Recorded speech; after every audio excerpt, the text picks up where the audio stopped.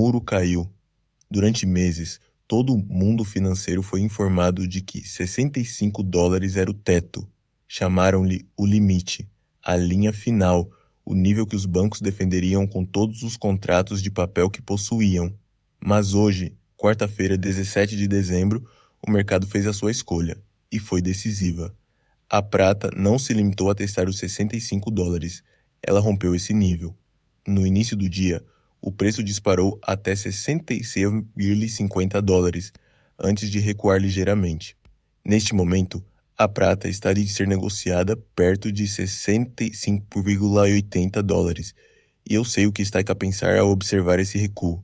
A dúvida começa a surgir. Você começa a perguntar a si próprio: terá sido esse o topo? Foi apenas mais um falso rompimento? Pare. Ouça com atenção. O que estamos a ver não é uma falha, não é um colapso. É o comportamento técnico mais importante que um mercado pode mostrar. Isto chama-se reteste. Se o preço tivesse subido em linha reta, sem pausa, o movimento teria sido frágil. Ao recuar para testar o nível que acabou de conquistar, o mercado está a construir suporte para a sua próxima perna de alta. O muro dos 65 dólares já não existe. Agora, o mercado está apenas a fazer uma pergunta: este nível consegue sustentar-se como um novo chão? Para compreender por que a prata saltou de 64 para 66,50 dólares tão rapidamente esta manhã, é preciso olhar para além do gráfico. É preciso compreender a mecânica interna do mercado. É preciso compreender o gama. Gama é um termo do mercado de opções. Ele mede a rapidez com que o risco de um formador de mercado muda à medida que o preço se desloca. Pense no formador de mercado como o casino. Durante meses, eles venderam enormes quantidades de opções de compra a 65 dólares, apostas de que a prata subiria. Enquanto a prata permanecesse abaixo dos 65 dólares, essas apostas expiravam sem valor. A casa estava a ganhar, mas no momento em que a prata ultrapassou os 65 dólares, tudo se inverteu. As perdas não aumentaram de forma gradual, aumentaram de forma exponencial.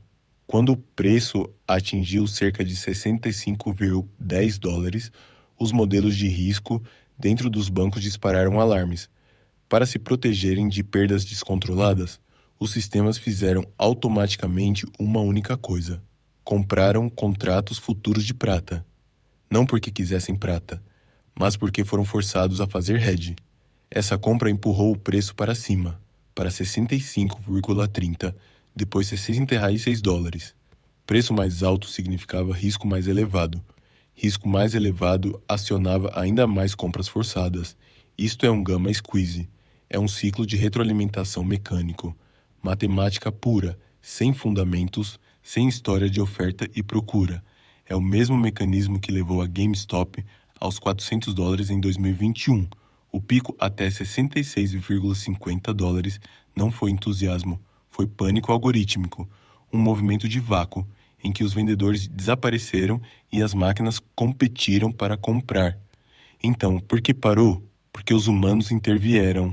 Os traders viram um movimento vertical e realizaram lucros. As compras forçadas esgotaram-se e o preço recuou para a realidade em torno de 65,80 dólares.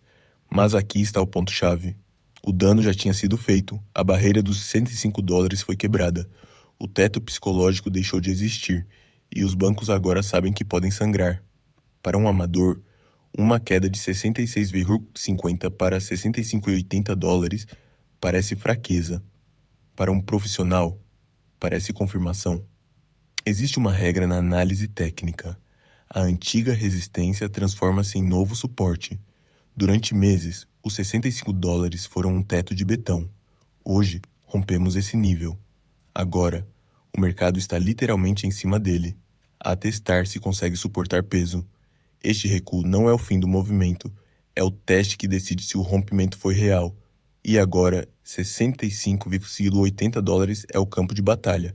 Se o preço se mantiver acima dos 65 dólares até o fecho, o mundo recebe uma mensagem clara.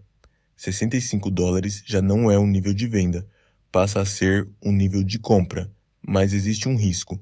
Se o preço cair novamente abaixo dos 65 dólares e fechar perto de 64, isso caracterizaria um falso rompimento, e falsos rompimentos costumam resultar em vendas violentas.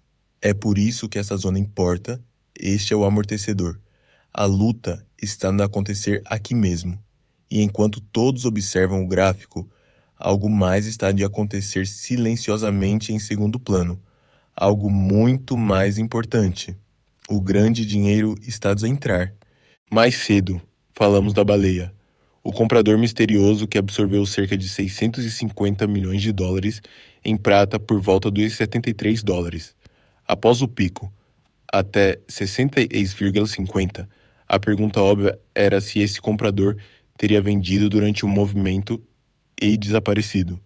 Muitos assumiram que a alta tinha terminado porque o dinheiro inteligente já tinha realizado lucros, mas observar o livro de ordens conta uma história muito diferente.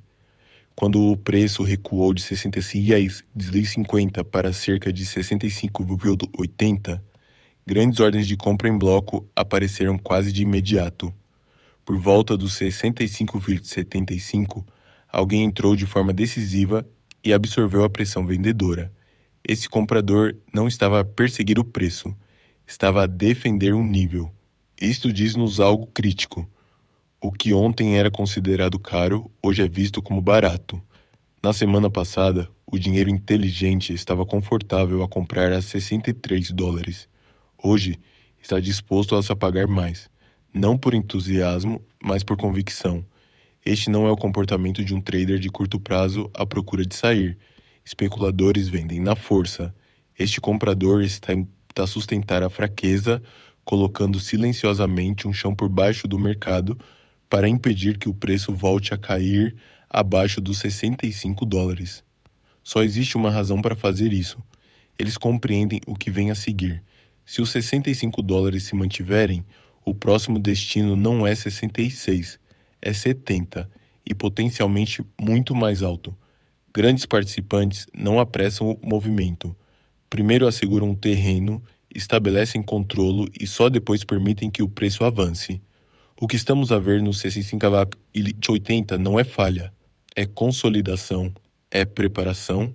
O gamma squeeze foi a faísca, o reteste é o combustível, mas o verdadeiro incêndio ainda não começou, porque o verdadeiro combustível deste mercado não são os investidores de retalho, nem sequer a procura industrial.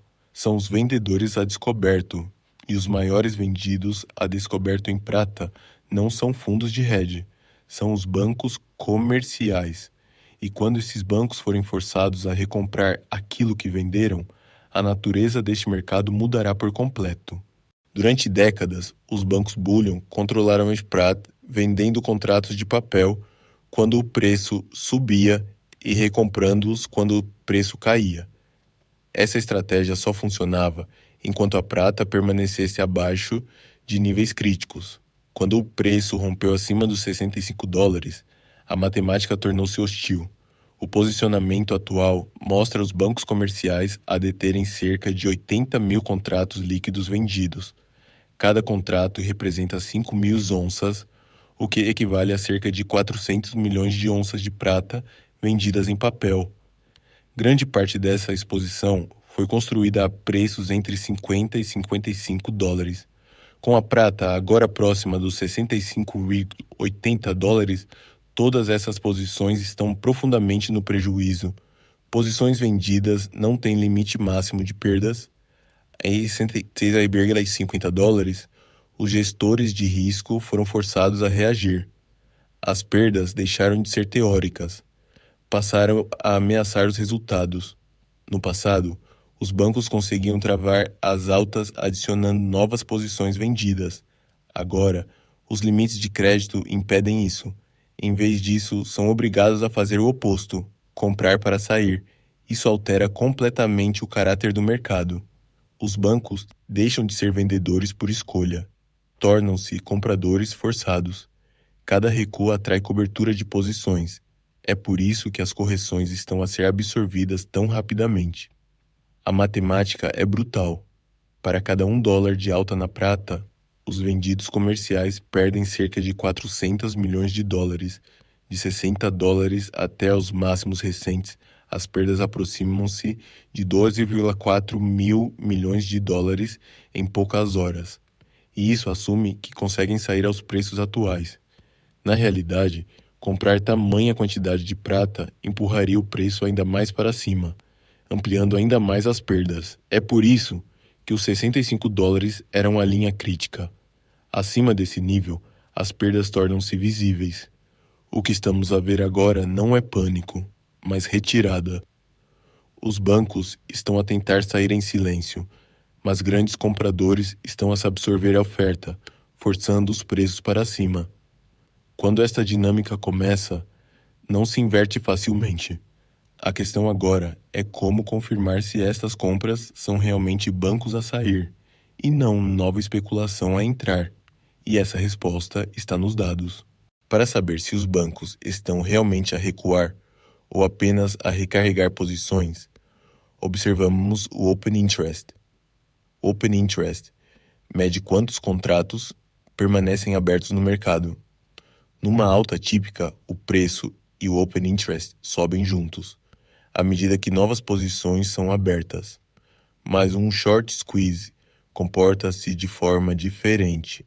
Quando os vendidos são forçados a sair, o preço sobe enquanto o Open Interest cai.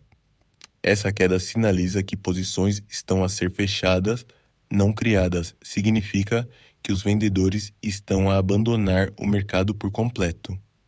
Se a prata se mantiver próxima dos 65 e 80 dólares, enquanto o Open Interest diminui de forma significativa, isso confirma que a alta foi impulsionada por cobertura de posições vendidas e não por especulação. Este é um dos sinais mais otimistas que um mercado pode produzir, porque quando grandes vendedores consistentes saem, a pressão que limitava o preço desaparece. Esta fase raramente é suave. Antes de capitularem totalmente, os bancos podem tentar uma última venda de papel durante horários de baixa liquidez para gerar medo. Uma queda rápida em direção aos 64 dólares não invalidaria o movimento, refletiria desespero. A menos que o preço rompa abaixo dos 61,50 dólares, a estrutura mais ampla permanece intacta. A capitulação não é um momento único, é um processo. E esse processo cria uma forte procura por baixo do mercado, à medida que compradores forçados substituem vendedores voluntários. Enquanto esta batalha se desenrola no mercado de futuros, a história mais importante está em acontecer em outro lugar, na cadeia de fornecimento física. É aí que começa a próxima fase. O preço no ecrã, em torno de 65,80 dólares, já não reflete o custo real da prata. Reflete o preço de um contrato de papel. No mundo físico, esse preço já está a ser ignorado. Compradores industriais estão a relatar pagamentos de 70 dólares por onça ou mais para garantir entrega imediata. Para os fabricantes, a fiabilidade importa mais do que o preço. Uma paralisação de fábrica custa muito mais do que pagar um prêmio pelo metal. Como resultado, a oferta está a ser retirada diretamente de refinarias e minas, contornando completamente as bolsas. Isto cria um escoamento silencioso do inventário físico. Os mercados de futuros exibem negociações aparentemente calmas, enquanto o metal real desaparece. A desconexão aumenta sem aparecer nos gráficos. Os mercados de retalho estão a emitir o mesmo sinal. Em vez de caírem à medida que o preço spot sobe, os prêmios estão a aumentar. Os revendedores sabem que substituir inventário amanhã custará mais do que ontem. Alguns ampliaram os spreads. Outros estão a oferecer entrega atrasada, sinalizando oferta apertada. O resultado é uma falsa sensação de acessibilidade. Enquanto o ecrã mostra 65,80 dólares, o preço real de entrada para a prata física está mais próximo de 75 ou 80 dólares. Quando compradores suficientes se recusam a vender ao preço cotado, o mercado de papel é forçado a ajustar-se. Esse ajuste raramente acontece de forma gradual, acontece de repente, e quando isso ocorre, o preço de papel salta para encontrar a realidade. O próximo risco surge quando detentores de papel exigem metal e recebem dinheiro em vez disso. É aqui que a pressão se torna sistêmica. A maioria dos detentores de prata em papel acredita que possui metal, mas o que realmente possui é uma promessa. E dentro de quase todos esses contratos existe uma cláusula que agora se torna crucial. Se a entrega se tornar impossível devido a uma disrupção de mercado, a liquidação pode ser feita em dinheiro. Enquanto os preços do papel e do físico permanecem próximos, essa cláusula permanece invisível. Mas, quando compradores industriais estão a pagar $70, enquanto o ecrã mostra 65,80, os incentivos invertem-se. Passa a ser mais barato pagar em dinheiro ao preço mais baixo do papel do que obter prata física ao preço real mais elevado. Nesse ponto, a liquidação em dinheiro deixa de ser uma falha, torna-se uma decisão racional. Quando a liquidação em dinheiro começa, a confiança quebra-se.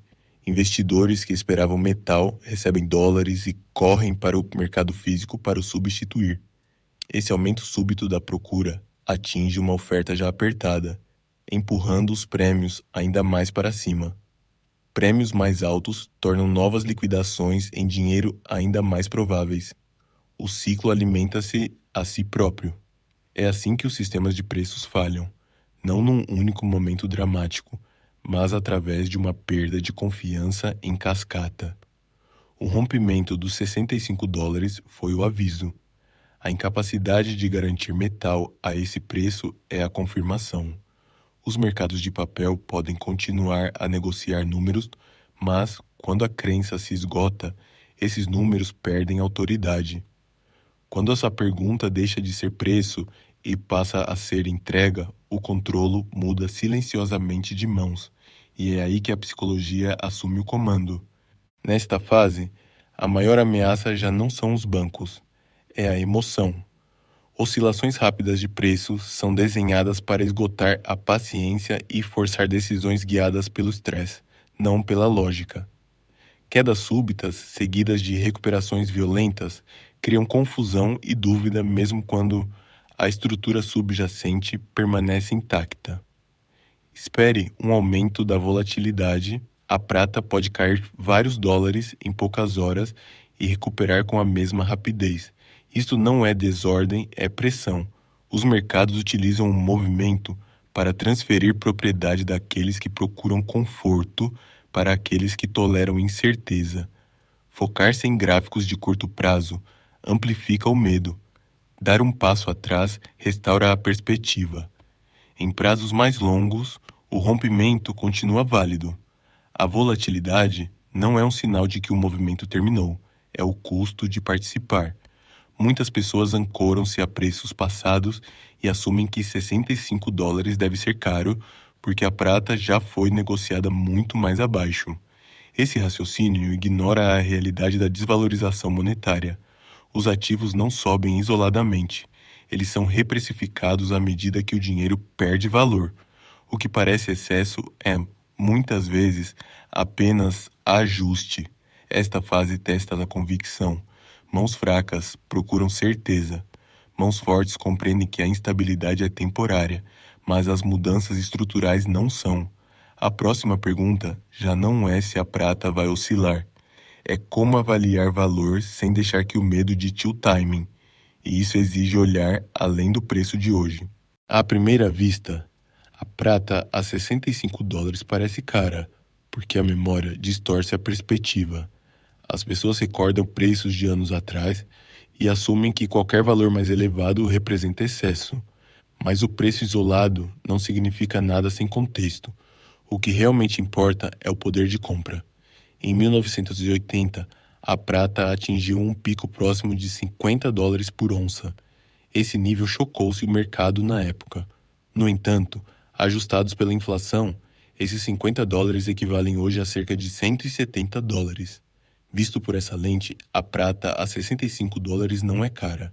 Está ainda profundamente descontada em relação ao seu poder de compra histórico.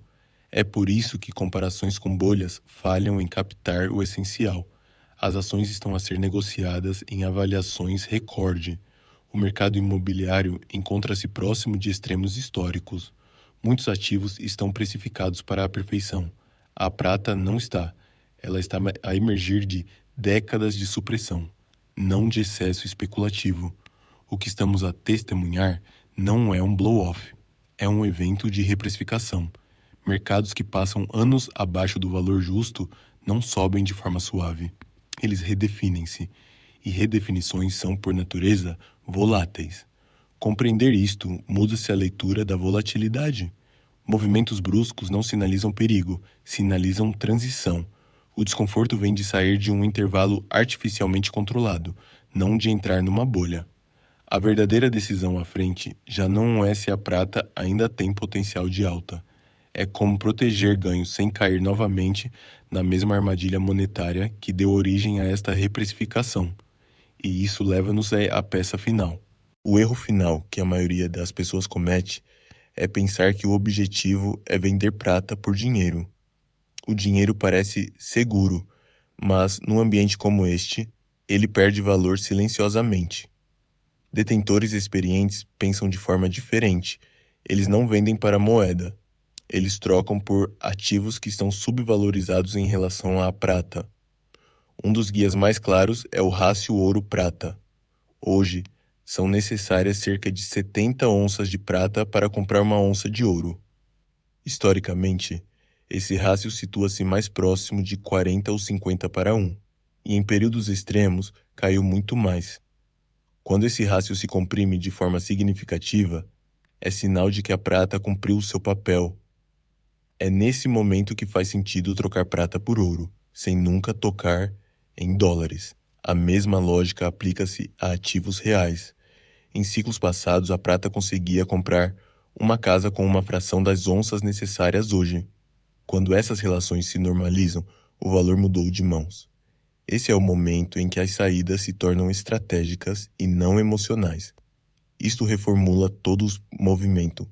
Você não está a negociar preço, está a negociar valor relativo. Está à espera que a prata deixe de ser o lado subvalorizado da equação. Olhando para trás, o rompimento acima dos $65 será lembrado como um ponto de viragem. Ele marcou o fim do preço controlado e o início da descoberta de preços. A descoberta de preços é desconfortável, volátil e ruidosa, mas é também onde a verdadeira reprecificação acontece. O muro caiu, a estrutura mudou, e a partir daqui, a decisão mais difícil já não é prever o que vem a seguir, é saber quando não fazer nada.